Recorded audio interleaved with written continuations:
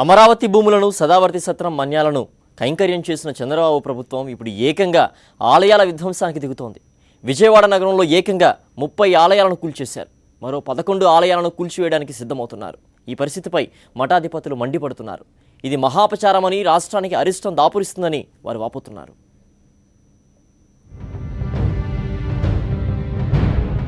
అమరావతి భూములను సదావర్తి సత్ర మాన్యాలను కైంకర్యం చేసిన చంద్రబాబు ప్రభుత్వం ఇప్పుడు ఏకంగా ఆలయాల విధ్వంసానికి దిగుతోంది. విజయవాడ నగరంలో ఏకంగా 30 ఆలయాలను కూల్చివేశారు. మరో 11 ఆలయాలను కూల్చివేయడానికి సిద్ధమవుతున్నారు. ఈ పరిస్థితిపై మఠాధిపతులు మండిపడుతున్నారు. ఇది మహాపచారమని, రాష్ట్రానికి అరిష్టం దాపురిస్తుందని వారు వాపోతున్నారు.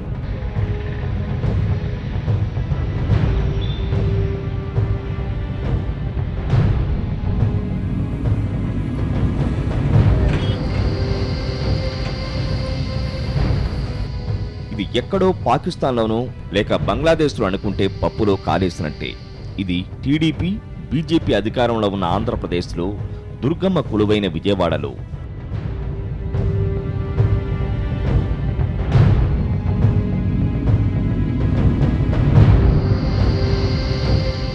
కోట్లాది మంది భక్తుల మనోభావాలు దెబ్బతింటాయన్న కనీస స్పృహ లేకుండా ఇష్టానుసారంగా ఆలయాలను కూల్చివేస్తోంది చంద్రబాబు ప్రభుత్వం. ఆలయాలపై జరుగుతున్న ఈ దాడికి ప్రభుత్వం చెప్పుకుంటున్న పదం అభివృద్ధి. పుష్కరాల కోసం విజయవాడకు వచ్చే భక్తుల సౌకర్యార్థం రోడ్లు వెడల్పు చేసే పనులను చేపట్టింది. అదే క్రమంలో కృష్ణానదీ తీరంలోని ఆలయాలను విచక్షణారహితంగా కూల్చివేస్తున్నారు.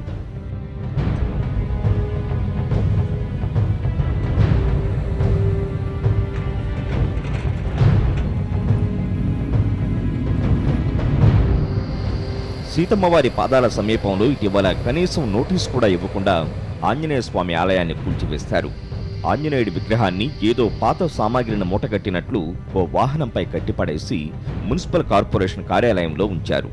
అత్యంత పురాతనమైన సీతమ్మవారి పాదాలు, రాష్ట్రంలో రెండోదిగా పేరొందిన శనీశ్వరాలయం, భవానీపురంలోని స్వయంభూ అమ్మవారి ఆలయం, ఇలా 30 ఆలయాలను తొలగించారు. మరో 10 గుళ్లను కూడా కూల్చివేయడానికి ప్రభుత్వం సిద్ధంగా ఉంది. ఉన్న ప్రత్యామ్నాయ అవకాశాలను ప్రభుత్వం పరిశీలించనే లేదు.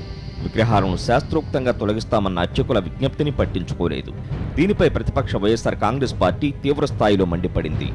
స్విజ్ ఛాలెంజ్ విధానంలో రాజధాని ప్రాంతంలో సింగపూర్ సంస్థలకు ఇవ్వనున్న 1691 ఎకరాల్లోనూ ప్రభుత్వం ప్రార్థనా మందిరాలు, శ్మశానాలను తొలగించనుందని సమాచారం. ఈ భూముల్లో గుడితో పాటు చర్చి, మసీదులు, శ్మశానాలను సైతం కూల్చివేయనున్నారు. ఈ కూల్చివేతలను ఎవరూ అడ్డుకోకుండా పోలీసుల రక్షణ కల్పించనున్నారని తెలుస్తోంది.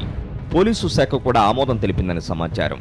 ఈ పరిణామాలపై టీడీపీ మిత్రపక్షమైన బీజేపీ ఎంపీ గోకరాజు గంగరాజు ప్రభుత్వ తీరుపై విరుచుకుపడ్డారు.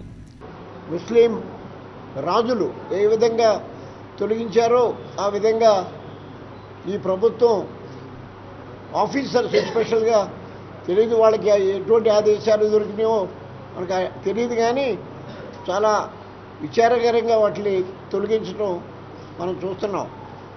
ఇది పూర్తిగా అందరి హిందువుల మనోభావాలు దెబ్బతినే విధంగా ఉన్నాయి.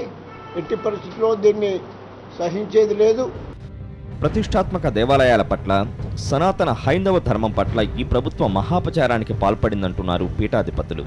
ఆలయాల తరలింపు ఆగమ శాస్త్రోక్తంగా చేయాలంటున్నారు. గోమాతతో విగ్రహాన్ని కదిలించి బాల ఆలయాన్ని ధ్యానములో కలశ ప్రతిష్టాపన చెయ్యాలి. మరో చోట శాస్త్రోక్తంగా ఆలయాన్ని నిర్మించి విగ్రహాలను ప్రతిష్ఠించాలి. కానీ ఈ ప్రభుత్వం అర్ధరాత్రి ఆలయాలను కూల్చివేసి విగ్రహాలను పెకిలించేయడం ద్వారా పాతకానికి ఒడిగట్టిందని పీఠాధిపతులు మండిపడుతున్నారు. 108 నాగేంద్రులను శివలింగాలను అడ్డగోలుగా గోదావరిలో నెట్టివేసిన ప్రదేశంలోనే ఎలా అయితే అపశుద్ధి జరిగిందో అసలు శనేశ్వరుడు దేవాలయం జోలికి వెళ్తాం కానీ గోమాత గోశాల జోలికి కానీ అంతకన్నా నేరం మరొకటి లేదు. ఈ కృష్ణా పుష్కరాలో ఎటువంటి ఇబ్బందులు అవుతుందో మేమందరూ భయాందోళన చెందుతూనే నామ సంకీర్తనలు, హోమ కార్యక్రమాలు చేయడం గల కారణం ఏంటంటే ఒక మా దేవాలయ పరిరక్షణ కోసమే కాదండి, ఎటువంటి ఇబ్బంది వినాశనము ఈ ప్రాంతంలో ఎదురవకుండా ఉండటం కోసం మాత్రమే అవి కూడా ఏర్పాటు చేయడం జరిగింది. ఆలయాల కూల్చివేతపై కృష్ణా తీరంలో ఉన్న శైవ క్షేత్రం పీఠాధిపతి శివస్వామి ఇప్పటికే వివిధ మఠాధిపతులు, హైందవ సంస్థల ప్రతినిధులతో చర్చించారు.